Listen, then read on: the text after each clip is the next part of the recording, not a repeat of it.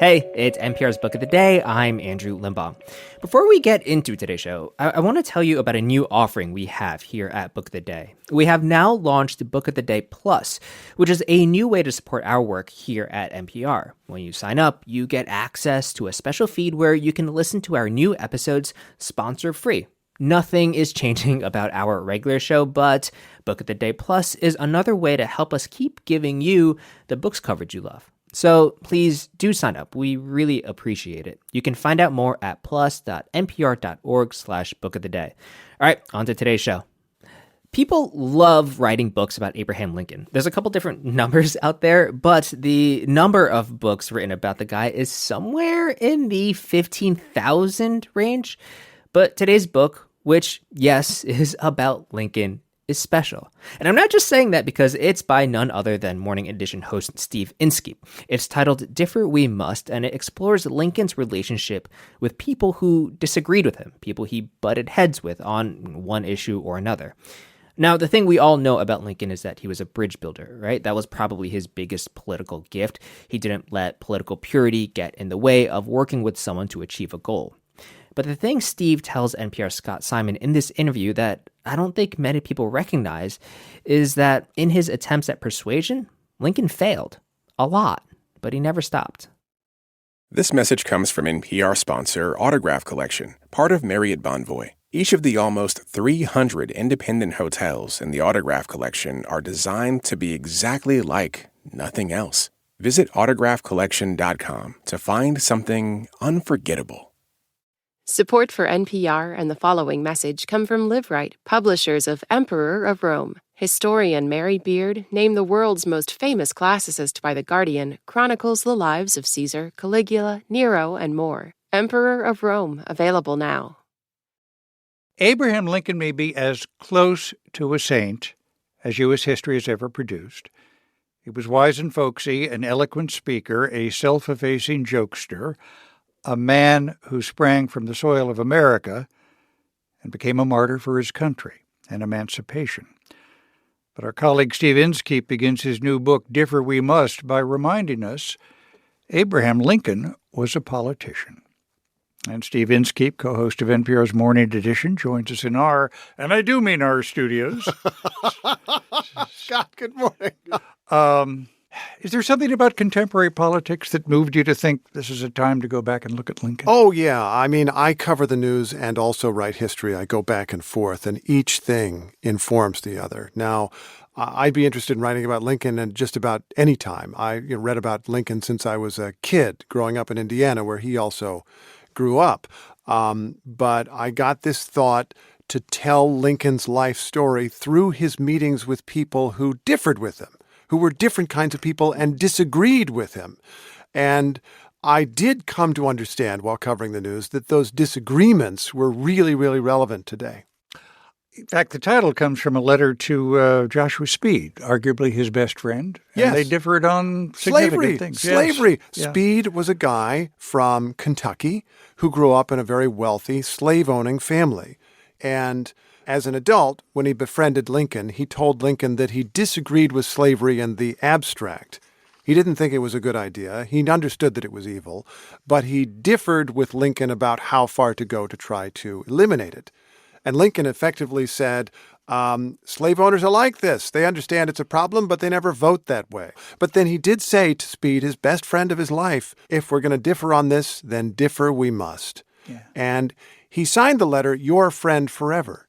He kept working on this guy, and it turns out many years later, when the Civil War comes and Lincoln is president, he got value out of Joshua Speed in supporting the Union. Which is the point you make in this series of 16 encounters, that people who were opposed on one issue may not be opposed on all. Yes, which was Lincoln's insight. He didn't ostracize people. He didn't take a Puritan approach to politics where he said, I need to keep myself separate and apart from those people with whom I disagree. He tried to persuade them. That often failed, by the way. You don't always look across the table and persuade the other person to suddenly change their beliefs. But he thought, how can I get some advantage out of this encounter? How can I get some value out of my relationship with this person? And sometimes in remarkable ways he did. Other times he failed, but he kept trying. It's irresistible not to bring up Lincoln's long relationship, really, with Stephen A. Douglas. Yeah. A little giant, but a huge political force for the time. They ran against each other for the Senate. Lincoln lost, but in a sense, it positioned him to become president, didn't it? Yeah, absolutely. This is a super famous campaign. And I feel that I need to define this because people are confused. There's two famous Douglases. There's Frederick Douglass, who escaped from slavery and became a great orator and writer and abolitionist. And then there's Stephen A. Douglas, who's a white man who lived in Illinois and was considered one of the great statesmen of his age. And they ran against each other in this Senate race in 1858, and Lincoln lost. But they had these innovative debates, and there was a thing happening behind the scenes that I explore in my writing about this, which to me is a kind of secret history of what was really going on in that very famous campaign. Well, tell us about that. Yeah, he was trying to build a majority in this election, and he realized that to build a majority against slavery, which not everybody was terribly opposed to, even in the North, in this nominally free state. They were willing to accept it. They were willing to accept it. Yes, yeah. Absolutely. Like, to build a majority against slavery, he needed every kind of person he could get, and that even included people who hated immigrants, who were nativists, who were part of these groups called Know-Nothings. And Lincoln reached out to a friend of his, Joseph Gillespie, whose anti-immigrant views were so toxic that Lincoln couldn't stand to listen to them at all. He said, if these guys ever get in power, I'd rather live in Russia. But he knew that some of them opposed slavery. And so he worked with Gillespie to bring in all the nativists that he could to vote for him.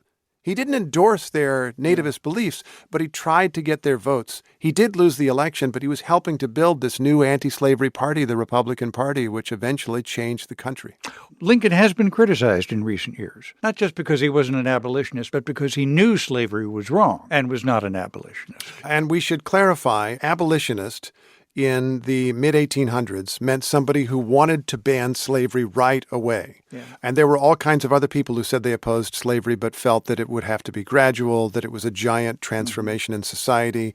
And so Lincoln was taking a position, I think, strategically that he felt that he could hold.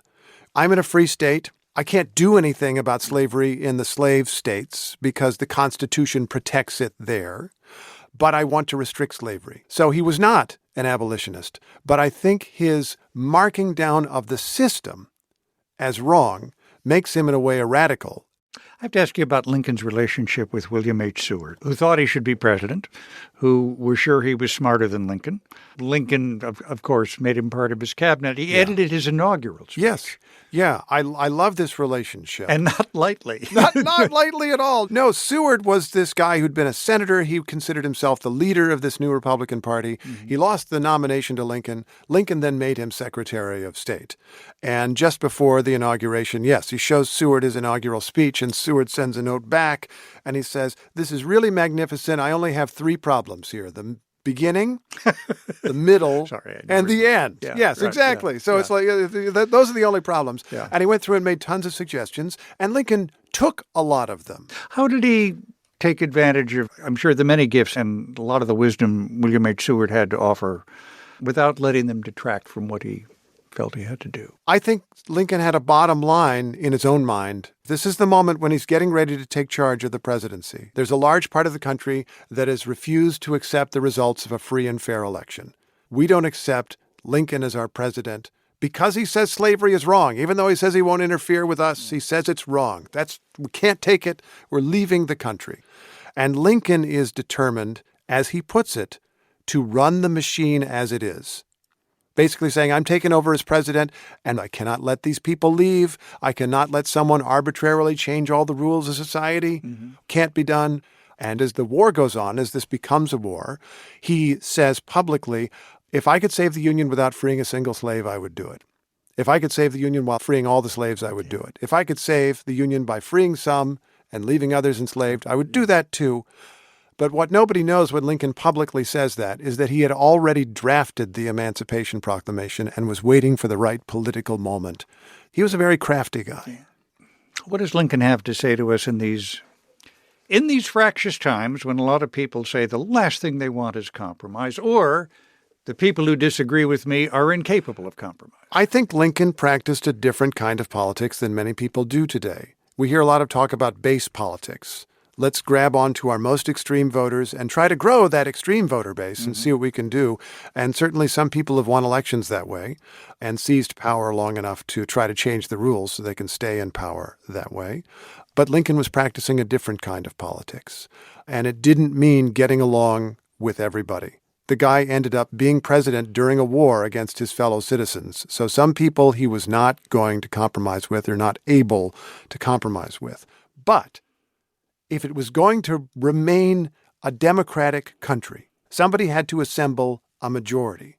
And so he needed to figure out a way to reach out to people who differed with him on some things and find enough agreement that they could form that majority. That's a lesson for now.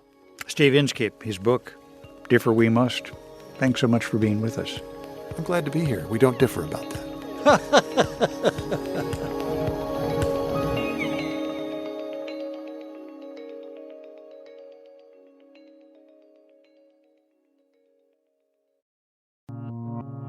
On the next Throughline from NPR, the man who created modern Turkey and his global legacy 100 years later. I think Ataturk is similar to not just Washington, but Washington and Lincoln put together. On the Throughline podcast from NPR.